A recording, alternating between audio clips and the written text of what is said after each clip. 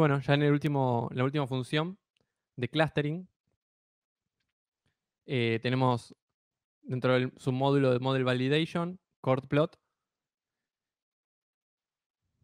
Vamos a crear un modelo que nos va a tener mucho sentido. Un modelo de clustering del dataset de Iris. Vamos a hacer un fit predict todo rápido y vamos a generar una variable cluster. Entonces, en definitiva, voy a imprimir el objeto antes. Nuestro set de datos de entrada, ¿sí? Sin species, porque es categórica. Y bueno, el clúster al que pertenece. 3 clusters elegí.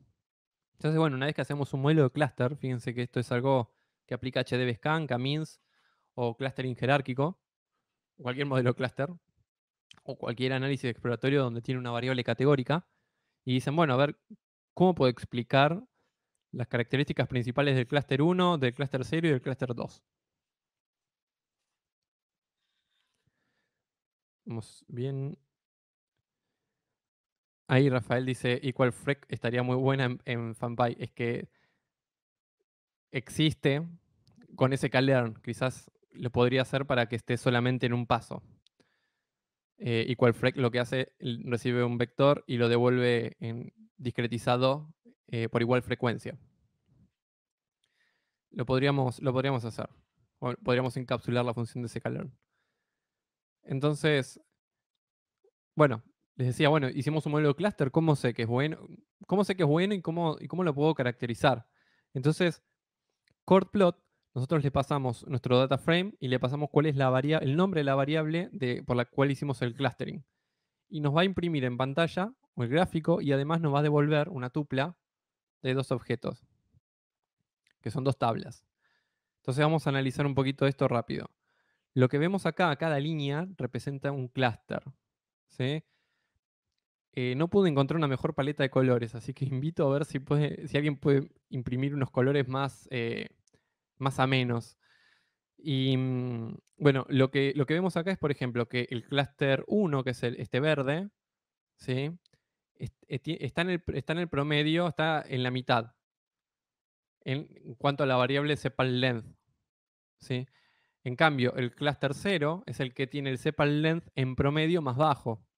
Entonces, acá podemos empezar a caracterizar a los clústeres. Decir, bueno, el clúster 0 se caracteriza por 2 puntos. Tiene un sepal length bajo, ¿sí? Porque aparece acá abajo, esto está escalado entre 0 y 1. Tiene un sepal width alto, ¿sí? Es decir, son hojas muy finitas y largas, lo que estamos viendo en este clúster, acaba de agrupar. Y también se caracteriza por tener el petal length más bajo y el petal width más bajo. Entonces, de este gráfico surge una descripción semántica en la cual nosotros podemos explicar por qué un clúster tiene, eh, por ejemplo, esta variable en este valor bajo, ¿sí? Que en definitiva, lo que vemos acá, esto de decir, bueno, es el valor más bajo, es el valor del medio y el alto, son los promedios. Y tiene mucho sentido ver el promedio en este algoritmo de K-means. Lo que vemos acá es el promedio de la variable para cada clúster. Estoy yendo muy rápido por una cuestión de tiempo, pero los invito a ustedes a que lo usen y lo puedan entender más en detalle. Lo que estamos viendo acá es que el clúster 0 tiene un promedio de esta variable de 5. El clúster 1 tiene un promedio en esta variable de 5,9. O sea, es más grande. Y el clúster 2 tiene un promedio de 6,8. Es el valor más grande. Fíjense. Entonces lo caracterizamos. Podemos decir, el clúster 0 tiene el sepal length bajo, el 1 tiene el del medio, y el clúster 2 tiene el más alto, que en definitiva son estos valores de acá. Este es el valor real del dato, pero también tenemos el valor escalado, que es el valor que ustedes pueden ver en el gráfico. En el primer caso, como el 5 es el menor, se le asigna 0, como el 6,85 es el mayor, se le asigna 1, y nos queda el del medio, que proporcionalmente está justo en la mitad, 0,48. En cuanto a la distancia entre este punto y este punto, y este punto y este punto. Y es lo que vemos acá. Entonces, si seguimos caracterizando, podemos decir, y el clúster 1 tiene el sepal length del medio, ¿sí? O sea, no está ni el más grande ni el más chico, pero tiene el sepal width más bajo. O sea, esto es muy útil, por ejemplo, para caracterizar nuestra población.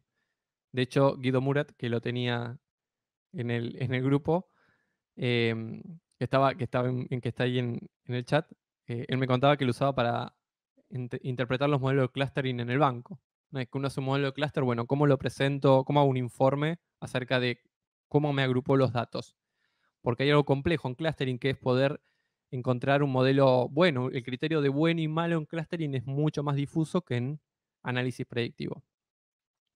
Entonces, estas herramientas nos sirven para poder caracterizar a la población, para poder encontrar errores, y también parte de la filosofía de FunPy Modeling Fan Modeling es que, fíjense que con una función ya tenemos un gráfico y además tenemos un reporte numérico. Eso es otra de las cosas que quiero destacar como filosofía.